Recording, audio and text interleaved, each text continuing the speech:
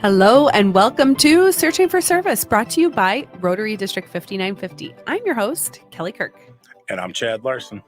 We're missing our buddy. However, we have a really great guest on today, and that is Brett with Dakota Tech. Yeah, it was a great interview that you guys will enjoy learning about Rotaract and what they're doing down there. I couldn't agree more. Let's get into it, though. Let's do it. I'm your host, Kelly Kirk. And I'm Chad Larson. We'll be back.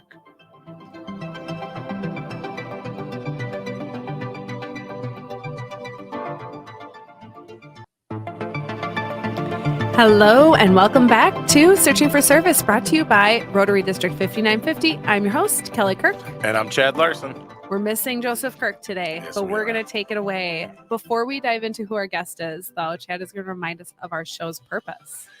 The purpose of the show is to connect Rotarians and non-Rotarians with service opportunities through stories of service, both through Rotary and through other organizations, and really just connecting the community. Obviously, we think Rotary is maybe the best connection into service, but the goal is to just connect people with great stories that inspire them to serve.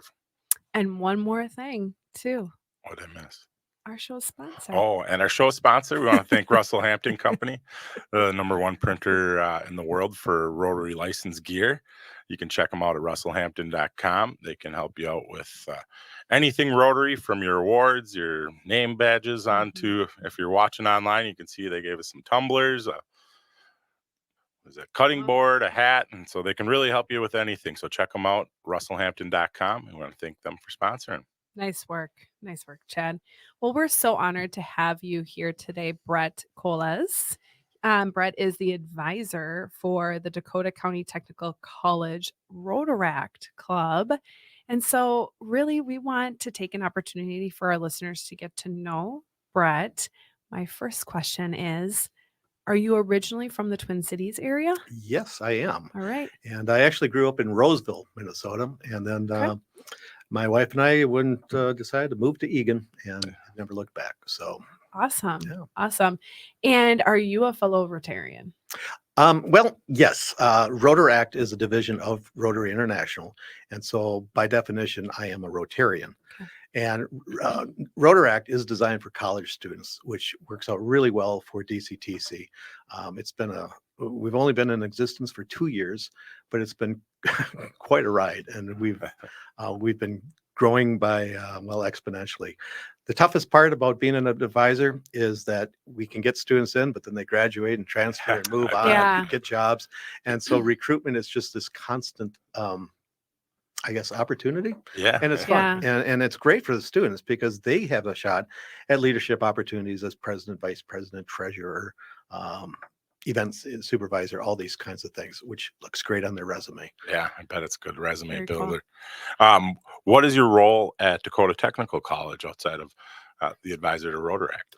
Well, I teach all things English. So We better be careful with our emails back and forth and have the proper English and pronunciation and all of it. I do have a plaque on my desk that says, "I am silently correcting your grammar." Yes. But it's interesting because I've been teaching at the college for 16 years, but before that I was in the advertising business. Oh, And so that was 14 years. And I just needed to make the transition. I wanted to do something more fulfilling, I guess. Sure. And and so I decided that what I'd really like to do is, my mom was an English teacher, and it's transferable skill set from being in advertising with communication and writing and so on and so forth.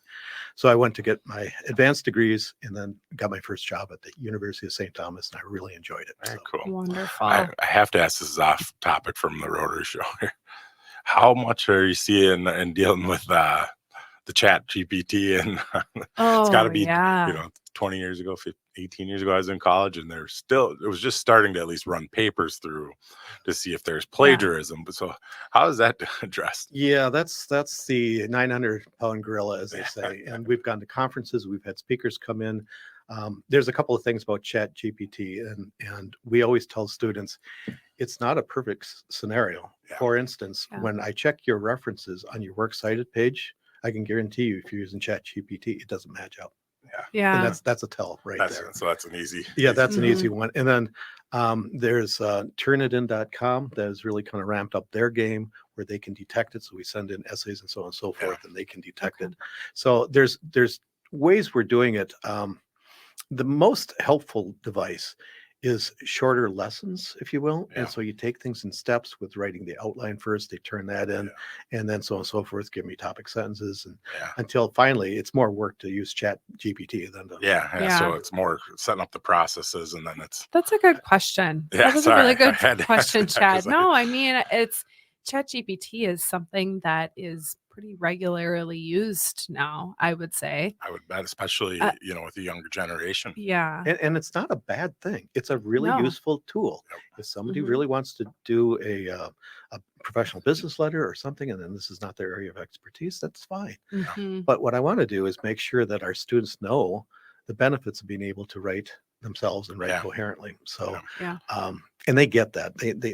5 years ago, I was way more nervous than I am Yeah, now. yeah. Cool. Mhm. I know just writing, at the radio station and writing ads, I'll use it, but not to write the ad. It makes you use different language, but Yeah. what comes out is not what you would ever use. Right. But it's a tool that helps kind of not Ramp make the things, because juices.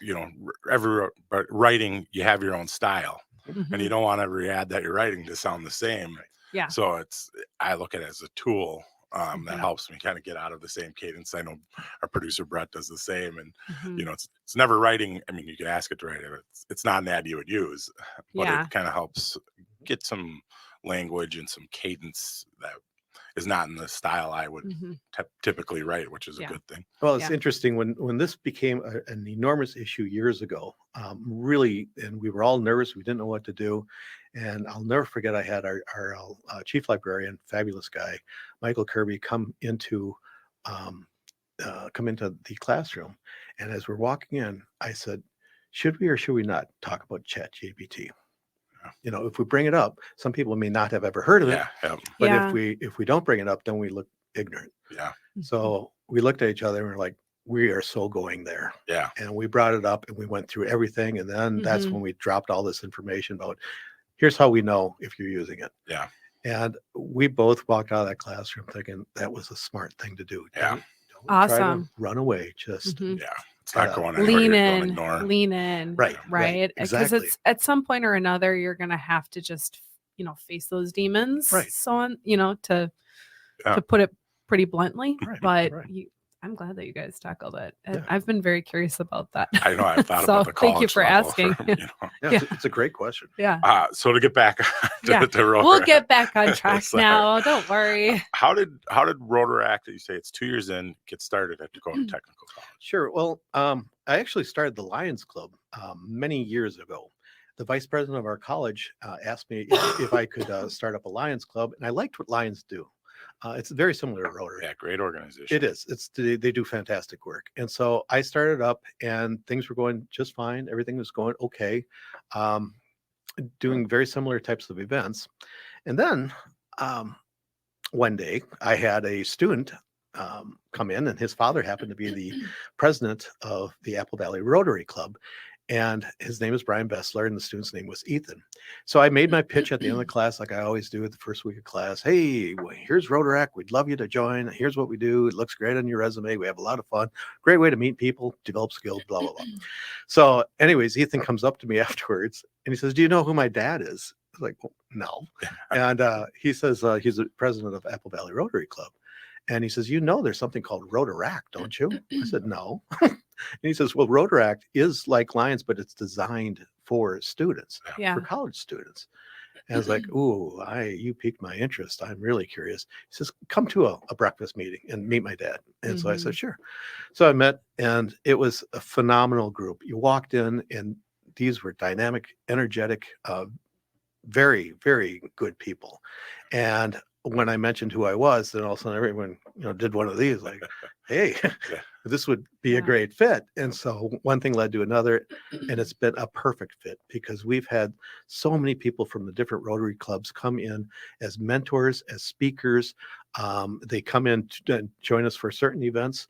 Some events they won't touch, like for instance, our annual Snowshoeing event. No, that one didn't. No, That's not for yeah, no, that's not. But others they were great. So it's been it was a little bit awkward transition because I have a lot of friends in the Lions Club. Yeah. But that being said, I love how Rotaract is designed internationally for college students. It just makes it a better fit. Yeah. I can imagine, having the club sponsor too with the mentorship is, and I'm sure that was happening. But that's a key component. I couldn't, had I known in college, it would be very well Yeah. received. How did you get it started? I know you said it's the transition, but what was the process like? Sure. Excuse me. We had an induction ceremony similar to what we did with Rotaract. And it was just really a matter of asking students, would you like to come out? And we do, for instance, Habitat for Humanity. That's one of our big projects. Every month, I pledged that we would have some service activity. And so you would just get a couple of people, they would bring their student friends along with, and we just start building this club. We were never a really big club with Lions. We would have about a dozen students. Yeah. But that's really to be expected because they graduate, they move on. It's a 2-year college, Yeah. and so it's constantly a recruitment Sure. exercise. Sure. And so it was just basically these activities, and then they found out, hey, Habitat for Humanity. Oh my God, I'm learning how to hang plasterboard. Yep. Meeting a lot of friends. One of my passions is I love food preparation for those that are less fortunate. Yep. So we do a lot with. We feed my starving children. Loaves and Fishes is really a neat one where you're actually preparing the food and you're serving it, and that's really a neat experience. And Second Harvest, we just started going with that. And again, that was something that Natasha had suggested that we do, and that was really a neat experience, and we definitely want to do that again. So, yeah. Very nice. Very nice. It sounds like it's a very active club. So you said you try and do a service project every month. Right. And obviously you talked about where you like to go. You talked about the unique with the snowshoeing. What do the students, I'm sure you get some unique opportunities that students bring to you. What have been some of those? Yeah. Good question. Yeah, that's a great question. I'll never forget one student had asked, and this was back in the Lions Club days. He was very interested in doing something with, what's that bicycle outfit for the cure, bike for the cure. Bike for the Cure? Yeah. Or Race for the Cure? Race for the Cure. And he was really interested in that. And I had no knowledge of this at all. So that was a learning experience for us all. We got involved with that. Other people have different interests at all. And they can come up, and all ideas are certainly welcome. Yep.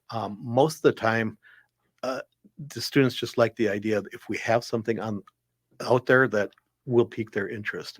And for instance, the chili cook-off is our biggest annual event, and that will have 200 people come, including all these Rotarians, lots of students, and so on and so forth. And it's a kind of a sweet deal because it's $4 for all the chili you care to sample.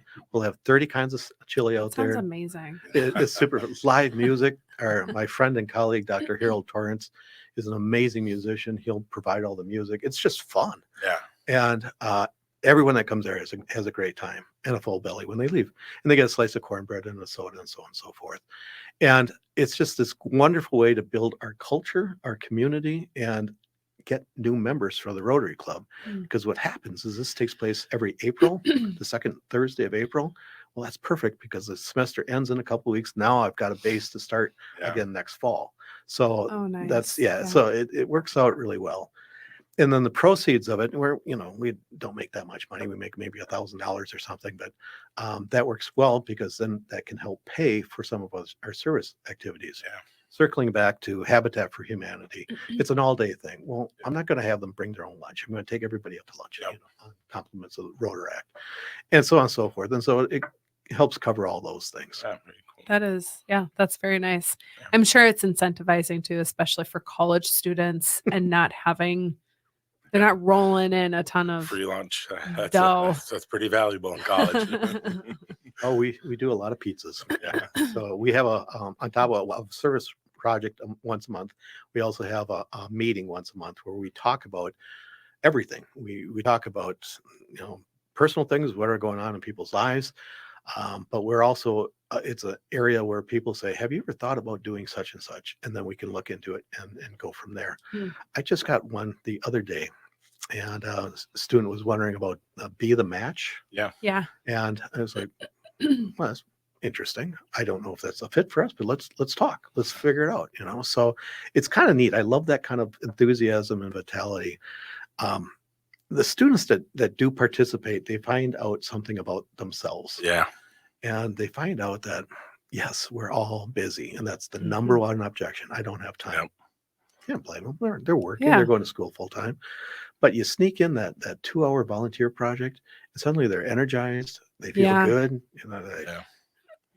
it's a great thing. They meet new friends, and it's all this. Yeah, very cool. How, you're 2 years in, how has it grown, from the inception? Yeah. It's, I guess the way to measure growth is because we've got about 14 members, give or take. But I look at how our growth is with how many projects we do and our goals and so on and so forth. And that's why I kind of want to see where this club is going in terms of how can we get other Rotaracts started in colleges. Yeah. And so I was so energized when I got the email from Ron Axel down at the Waconia Rotary Club, and he said, "Hey, you know what? We want to start up a club out in Crown College." And I was like, "This is music to my ear. This is exciting. If we could just start expanding Rotoract for college students, be great." Goal number 2 for me is that I don't want them to leave Rotoract and say that was just, that was fun. That was good. Met some great people, got a job through them, and so on and so on. I want them to join a Rotary Club. Yeah. And so if we can be this breeding ground, if you will, and just transition it so students get a flavor for volunteer work and then they join a Rotary Club, that would be fantastic. Yeah, I feel like there was another guest that we had on where we were discussing like how can we bridge that gap? Because it seems like there's a disconnect when it comes to Rotaract and then making Rotary that clubs. making a successful transition over to another Rotary Club. I Yeah, don't know. we've talked about, do you have not necessarily another club like Rotaract, but a young professionals that lower price point, entry point to join a regular or traditional club or something that can bridge that gap, because we're in Rotary, in our club, there's not a lot of young professionals who are fresh out of college that are active. And so, that's always the goal, I think, is to, grow membership in general, to have more impact. And, it's a problem that's, well, one thing that we found that really is working well is we do have a couple of students that have graduated now. They graduated last week, and they told me they are moving on to the Apple Valley Rotary Club. I said, great. And part of it is that the breakfasts are fantastic. Yeah. And we cover those, and sometimes Apple Valley actually comps, but otherwise we'll take care of it. And then they get to meet these fascinating people. Yeah. And they're in the field, and they're very gregarious, and they come up to our students. And honestly, our students are like junior rock stars when they walk in. I bet. We're Rotaract, and people are like, you guys do good stuff. This is really, really good. And so there's this constant, this wonderful bonding. And so I think once that relationship is made, I think the transition goes a little bit easier. Absolutely. And instead of just saying, okay, you're all done with Rotaract, and then, here's a couple of names of people. Yeah. That's not gonna happen. Well, it seems like there could be some and maybe this already does happen, but some sort of guidance in regards to having the discussions with the current Rotaract members, what their trajectory looks like, where they may be going, and then making a connection point to you're going to be relocating to the West Metro in Plymouth. Well, let's get you connected to so-and-so over at that Rotary or this Rotary, and just have conversations. Well, here are your options. Here's the email introduction or a phone call introduction. We'll let you take it from there. Because there's got to be some responsibility on their end. You can't just do the hand holding the entire way. But No, It I is think that's a good way great to point. And facilitate. you can't throw a snowball without hitting a rotary. I mean, Yeah. they're all over the place. Right. Yeah. And Natasha, for example, this is a great example. She grew up in Egan, and so she's like, "Well, I'd like to go have us go to some of those Egan Rotary meetings. Let's do Yeah. it." And so same thing. We go over there, and we were so welcome to come, and they included the chili cook-off in their program and their Mhm. calendar. And I'm thinking, Natasha, this is really a good idea. We could really do this for all these different clubs. Yeah. And that seems to be working. The tricky part, of course, is these students don't know if they're going to be getting a job in Eden Prairie or Yeah. Missoula or where they're going to be Right. working. So Yeah, you don't know. you don't know, But I think you guys are doing the right thing and having that interaction, because every club has some uniqueness to it. So I think it gives you more comfort, the more clubs in the area. And obviously you're not going to go to, Blaine, from the college, Right. in the South. But, I think it's a good idea as you're talking. Obviously Apple Valley is really kind of how it got started, but getting to the other ones, Yeah. because the more you kind of get involved, because it can be intimidating to go to a meeting if you A, don't know anybody, or Right. B, Right. haven't been to one, Exactly. even though they are pretty inviting once you get there. Well, we had the thing about Rotary, we at the chili cook-off was this great way to get some of the local people. We had the mayor of Rosemont come, and he was well received. I had Angie Craig come, and that was kind of neat. Oh. And so the students are like, "Really? To hear?" And so suddenly it became kind of this cool club to be a part of. Yeah. And so little did they know, I came inches from getting Kurt. I'm drawing a blank. Kurt Cousins. Oh, Oh, that'd have been wow. cool. And that would have been really cool. Yeah. And I got Yeah. really close, and then he got traded. So, but I got Wow. very nice letters from the governor and from Amy Klobuchar saying, "This sounds really interesting. Can't do it next year. Please invite us next year." Yeah. So it's fun. Well, it's a step in the right direction Mhm. for certain. Yeah. So Yeah. No, and it sounds like you guys, for being 2 years in, kind of got your stuff together. I mean, obviously it helps having you had the experience of being the advisor with the Lions Club, but yeah, 2 years in, it sounds, it's like a humming, yeah. nice Yeah. humming machine. Like I said, we've had such great leadership with Natasha and with Ethan. It's just like, oh my goodness, this is such great luck. And I mean, we've got some people that are interested in stepping up next year, and they are fabulous students. So we'll see, but those are big shoes to fill. Yeah. So you've brought up the name Natasha, and for our listeners who have been regulars listening to our show, you probably listened to Natasha's episode, and so we're just going to make that quick connection. But she shared some pretty great information about what the club has meant to her. What impact has Rotaract had on the college itself, and then the students that are involved? Yeah, great questions. The first thing that comes to mind, what it's done for the college, is, in the words of my friend and colleague, musician, Dr. Harold Torrance, he says, "It builds our culture."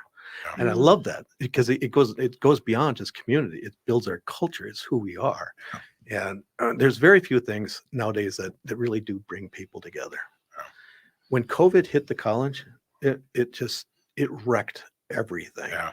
And I'm not speaking hyperbole. It was just devastating. Our club was hurt. I mean, we were just like, what are we going to do? Worst timing possible. Mhm. The worst part, in my estimation, and as an instructor, is I could see the disconnect between students, and I could see the lack of social skills, deteriorating Oof. social skills. Yeah. And it was bad. And trying to get people out of their comfort zone of being individuals and joining a club was really a Sisyphean chore. It was tough. It was really, really tough. And just as an aside note, one thing I did, and I've never done this before as an instructor, I went through the entire college and got reserved the classroom that had round tables.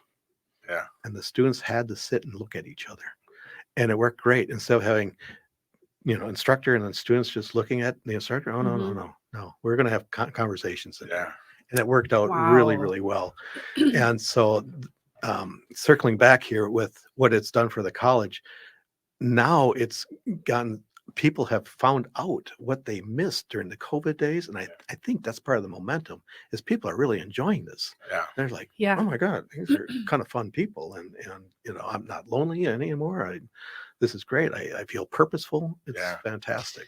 It's come up on numerous occasions on this podcast, whether it's specific Rotary clubs or nonprofit organizations that have been on here, and the struggles and challenges that they may have overcome or encountered during COVID. Mhm. And you could see this pulling away that happened both, socially becoming more independent. And then all of a sudden it was like this culture shock of like, oh my gosh, I'm just internalizing everything versus like outwardly doing stuff for other people, which is where we can find a lot of joy is Yeah. in giving to other people and helping other people or helping for a bigger cause. Right. And so now you kind of start to see the tidal wave of that impact of COVID. And now where people are going,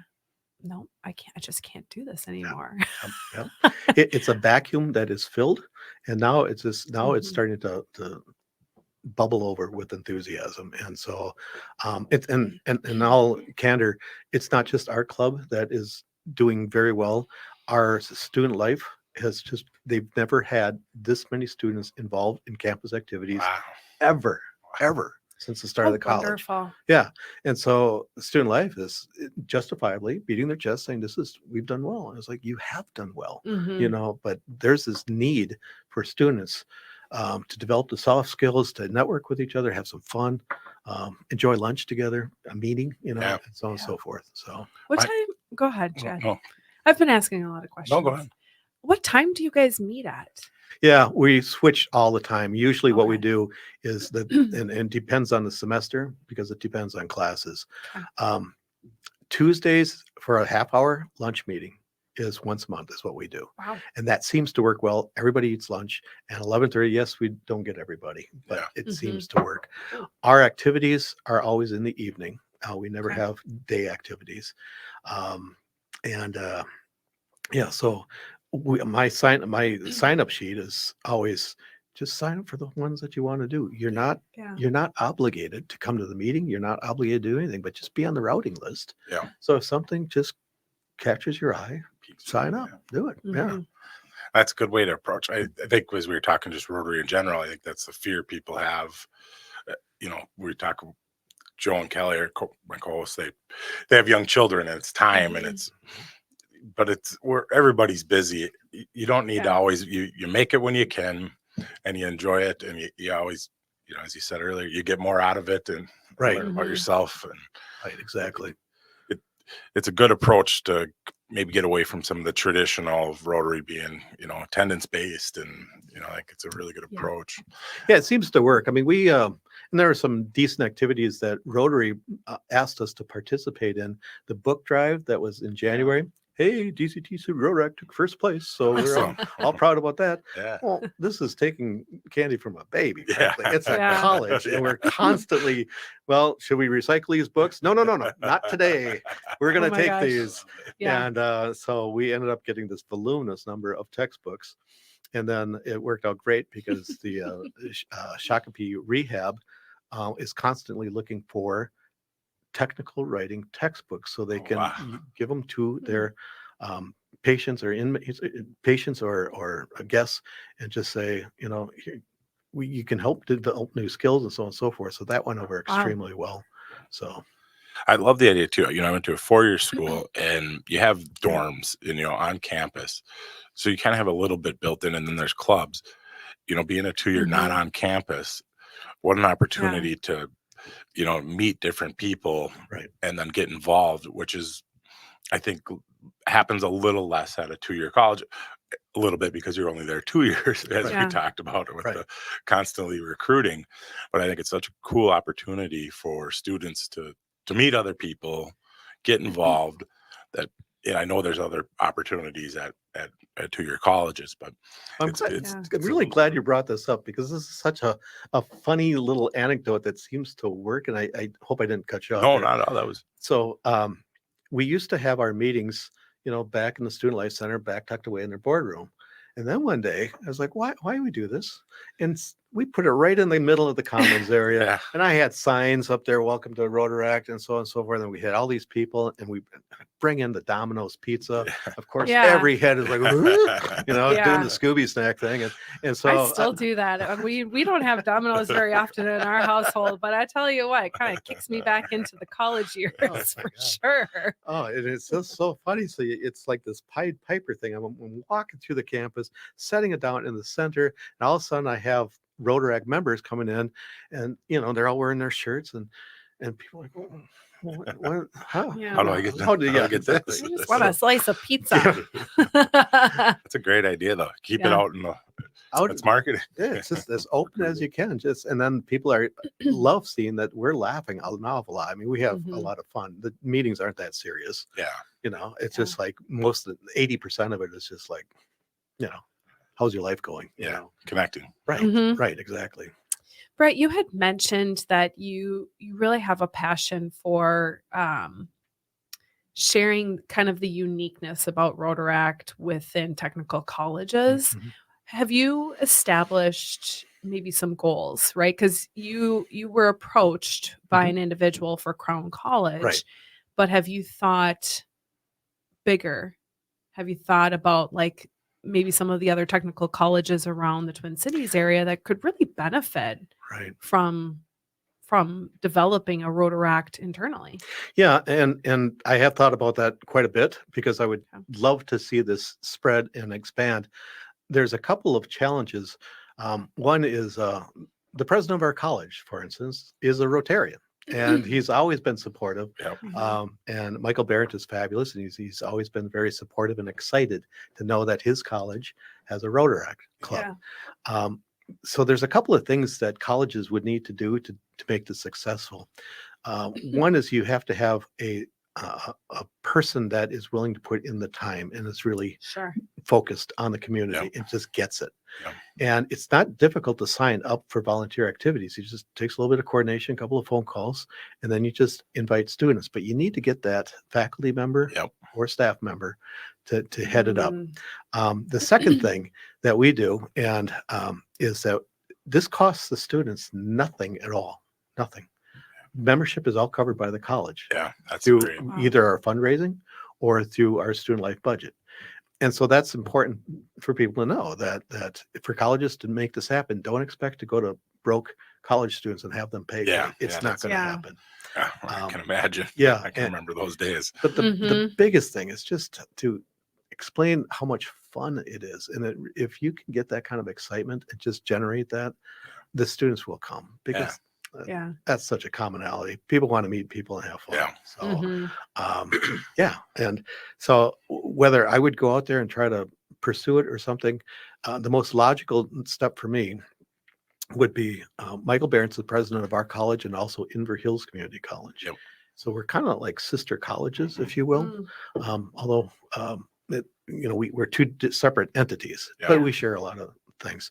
And it would be neat to see somebody from Inver Hills Community College say, we've heard what things. In fact, we've gone to your chili cook-off, which they have come to.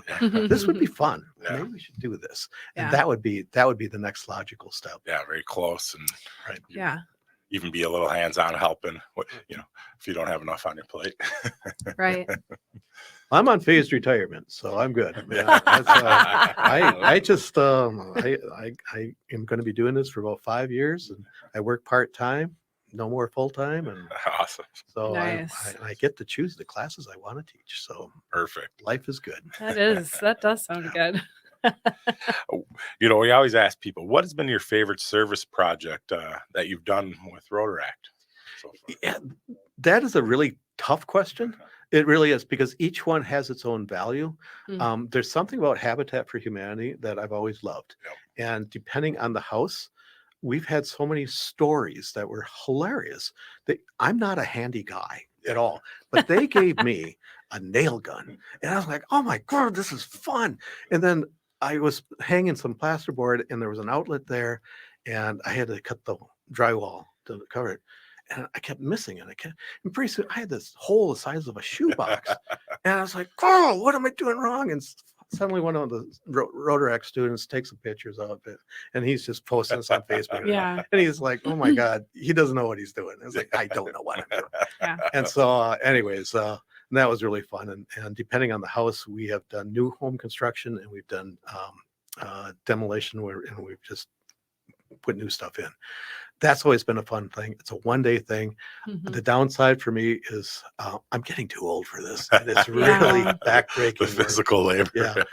And one of my favorite stories is I had a student that was a Marine, and he the guy was svelte. I mean, he was just chiseled. And he joined Rotaract because he liked what we were doing. And he comes out to Habitat for Humanity. We're building a deck, which is like, that's the cherry on the, that's what you want to do. Yeah. Mm. He's hauling these joists, and he's got them. And I'm like, good God, man, look at how strong this guy is. And so anyways, he's got this very deep voice, and to fit his body or whatever. Yeah.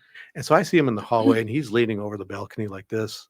I come up and I said, hey, Ken, how's it going today? he And looks- his name is Ken. Yeah. Come and he on. goes, I feel every bone in my body. Hadn't Perfect. lifted like that in a Perfect. while. Oh my God. It was just hilarious. I have a passion for food preparation. I love anytime you can feel like you're really helping somebody with their primary needs, such as getting a hot meal. Yeah. Mhm. And so loaves and fishes is usually my favorite thing, because not only do you just prepare the food, you buy the food, which we use our fundraising money for. Yep. We buy the food, we prepare the food, and then we have a second group that comes and serves the food. Mm. And then the servers also come and clean up afterwards. And some people take on both roles. But again, 2-hour shifts each. You can do Yep. 4 if you want, but it's fine. And that is really, really fun. Our signature dinner that we bring is Swedish meatballs or butter noodles. And, Very Minnesotan. I yeah, like it. so it's I like, like it. oh, yeah, we got the green beans and all this stuff. And so That sounds really good. I kind of want to have that for You're dinner. hungry. I've got a killer recipe. Let me tell you. I'll take it. No, it was really funny because this is again one of the few areas where I just say, "I'm sorry, but it's going to be done my way. We're doing Mhm. Swedish meatballs, and I'm making the sauce. You guys do all the other stuff." Nice. Nice. I love it. I think with that, you're also teaching, other skills. That's a cool. Yes. When you talk about food preparation, I can see that really connecting. Yeah. Yeah, and just the gratitude that the students see firsthand. Again, we were just coming out of COVID, and so the guests could not sit in the area. They literally had cars lined up, right? And you'd run Mhm. out. We'd have these car runners, and you'd run out with the food and whatnot, and you do what you got to do, right? And Mhm. so the cars were all lined up, but the students were coming back and like, oh my God, they were so thankful. I was like, I bet they were. Yeah. So. And a home cooked meal. Yeah. Right. Yeah. All right. That's always a plus. Before we wrap up, we got about 5 minutes left here. You talked about kind of the growth of it. How do you're going into a new year, you got some candidates. How do you just get through the summer months to get, obviously you're looking Yeah. at second year students, obviously for leadership, but Mhm. how does that transition look? And how do you, it's every year, as we talked Yeah. about with the 2-year school. Again, Chad, another great question. We kind of suspend our club for the summer. Yeah, it makes Oh, sense. okay. We just don't. We just say, have a great summer, everybody. We'll regroup next fall. Yeah. Instead of trying to piecemeal this thing, we just got everybody a break, and then they look really forward to doing something next fall. Yeah. Next fall, I've got this idea in the back of my head that I want to try, and it's going to be radical if it works. I want to do a DCTC Has Talent contest, and it would be led by Oh. Rotoract, because I started talking to some of our Rotoract members, and I couldn't believe how many are musicians, how Yeah. many people play an Mhm. instrument. And then they say, "Oh yeah, but you should hear Sean." And so I'm like, "What if we did this as a Rotaract event, and do it in the September when it's Yeah, right beautiful away. outside? We Yeah. got this great patio out there, and it's just like literally having a sign-up sheet, and people can do whatever they want to do music-wise. I play their instrument, and then we'd have Yeah. this contest. What a great way to recruit. Yeah, that's what I Because was again, thinking. it's Well- sending this message of fun, fun, fun. You know, What's holding you back? nothing. Yeah, it I sounds mean- like it's probably going to happen Yeah, from our yeah, conversation. Yeah. today. No, it's just, and so it's funny because our fabulous student life director, I emailed her 3 weeks ago, and I said, I really want to do this next fall. Let's meet. And she's like, okay, yeah, let's do this. But we've got graduation. Let's meet. She's got a few Yeah. things on her plate. Right, exactly. So it's like, that's fine. But I think that would be fun. And you guys got to come out. It'll be Absolutely. great. It'll be Yeah. fun. It sounds fun. I And don't even know where Dakota County College is located. Yeah, Where it's is in it? Rosemount. Rosemount. Rosemount. Okay. Yeah. And if you Okay. go to Rosemount, you're being blown away. It's the fastest growing suburb I've ever seen in my yeah. life. I have heard that actually. Well, not that it's the fastest one, but that it's growing Exploding. And quite a bit. it meant so much to me personally and professionally when the mayor came to the chili cook-off, because when I introduced him, I said, I gotta believe your schedule is nuts. So thank Yeah. you for coming out. Yeah.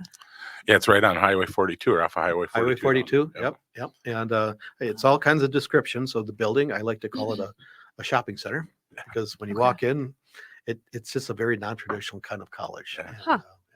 yeah. Interesting. What are the biggest areas that people go to that school for? Sure. Well, we've got, as a technical college, we have nursing, heavy duty truck construction, automobile, a lot of maintenance. We have we got health and fitness. And I'm missing a whole bunch of them that I'm sure my colleagues are going to be upset. Yeah, but We have a lot of computer science is another one. Hmm. What's amazing is that technical colleges, and I know this is going to sound like a sales pitch, but it's not, it's reality. They're coming out of a 2-year college with minimal debt, if any. yeah, And Yeah. the pay these guys are getting and gals, yeah. it's outrageous. It's Yeah. just phenomenal. There's such a Mhm. need for, and you don't, for most of it, need the 4-year. And that's, Yeah. it's, our technical colleges seeing a lot of growth. Yes. It's because I know traditional colleges, because of the costs, Oh, been- it's it's been just dipping. outrageous. Right. and so I assumed that it was going. Yeah, no, Yeah. we're going beyond just holding our own. But Yeah, I mean, one of my favorite stories, do we have time we for a got story? time. Yeah. Okay, Mhm. is I had a student of mine that was actually in the what's it called, the lineman Yeah. program. Very good program. Everyone knows that jobs, they're dangerous, but they pay Yeah. extremely well. Yeah. So this guy was in his parents' basement working at Subway, and his parents basically get a life, you know, Yeah. get going. Get going. So he enrolled in this. He found out he actually, one of the first things they do is they climb a pole to make sure you're not scared of climbing a pole. Couldn't do it. It's tough. He found out he kind of likes this stuff. Yeah. And so he did the 2-year program. Long story short, he gets this job with not Dakota Electric, but another, I can't remember the name of the company, but he found out they paid double on weekends and triple on holidays. And he didn't have any kids, wasn't married, Yeah. all this stuff. So he's like, bring it, But yeah, bring I'll it. Yeah. take the overtime. Or the, So $160,000 he makes in his first year wow, And- first year out of college. out of college. It's just like, good God, man, you know? Yeah. And so his parents are like, you getting a house now, or what Yeah. are you doing? So You're moving out of the basement? That's incredible. yeah, and you hear That's like a- stories like this all the time. Yeah. Yeah. Well, it's been fun having you. We really thank you for Yeah. joining us today and sharing stories and talking about the Rotaract and been the fun. college. It's been Pleasure's been all mine. Thank you both. This Yeah. was great. absolutely. Hope you have a great rest of the day. Will do. And if you want more information, we'll put in the what's the website they can find for the Rotaract? Sure. You just go to, the easiest thing to do would be to Google DCTC blogs, Rotoract. Okay. DCTC blogs, Rotoract. And And Okay. we'll keep our blog updated. I'll put a link in the description too. If you're listening, you're online, you can click on that. Wonderful. Perfect. Sounds good. Thank you again, Brett. Such an honor to have you on and hear a little bit more about what's happening in the Rotaract world. I'm your host, Kelly Kirk. And I'm Chad Larson. We'll be back.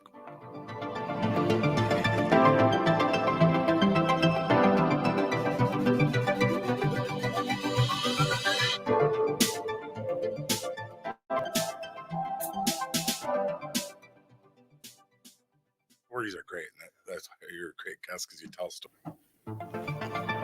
Hello and welcome back to Searching for Service, brought to you by Rotary District 5950. I'm your host, Kelly Kirk. And I'm Chad Larson.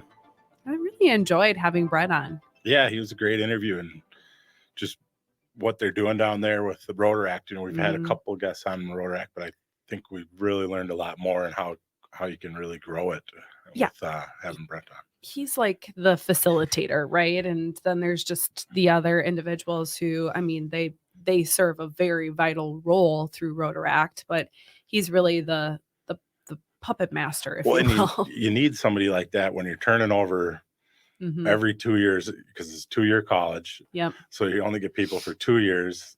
So hopefully you get enough in the first year to get a president. It sounds like he's had a lot of success with that, but you can imagine without somebody like that, how quickly you wouldn't gain traction because of the nature of a 2-year college. Well, and what's nice too is, you know, learning a bit about him too, and just the role, like not only is that his role, right, with Rotaract, but then what he does in teaching there too at kind of Dakota Tech. Incorporate some of it, you can tell with it. Yeah. And he, you know, obviously has serving in his blood, because prior to starting the Rotaract Club, he talked about that he had the Lions as a group, and how Rotaract's a better fit for you know, the college down there. But yeah, he was a very good, interesting guy to learn from. I think a lot of other colleges he could come and help, but I know he mentioned that there was another college that he's trying to help out, Crown College, with the Waconia Club, which would be cool to see them kind of get off the ground. Yeah, I mean, it's just rip off and duplicate and scale, and rip off and duplicate and scale, and continue to foster that sort of environment. And the other thing too that I enjoyed that was a part of our conversation is just the vision that he has. So you mentioned the, you know, potential partnership with Crown, and being able to do something very similar there, but just the segue from being in Rotaract to graduating, and then, you know, what is that transition over to becoming a full-on Rotarian and having the partnership with the specific Rotary. Yeah, with they have the Apple Valley Club. Yeah, and I think he identified that and talked about how important that can be for somebody graduating. You know, having a network and something to. Well, they say it's not what you know necessarily; it's who you know, and he is really kind of putting that into a broad perspective for these students, and just going, listen, we're here to support you on many different levels. And that's just another way, is like, this can become a tool in serving you to be able to get that next career move for yourself as well. Yeah, absolutely. And then continue to foster that through Rotary itself. Yeah, and it was, you know, we had one of his Rotaract members on with Natasha grad, you know, a few months back, and you know, she was a great interview, and you can tell it probably helps to have a great leader. Yes. That, brings people together like he's done. Absolutely. Thoroughly enjoyed that interview with him, and I'm sure we'll have him back on just to talk about that bigger vision and how it's coming along. So and maybe we'll go to the chili cook-off. Oh, that's right. Good. I love it. We hope you enjoyed this episode with Brett. I'm your host, Kelly Kirk. And I'm Chad Larson. It's time to stop searching and start serving. See you next time.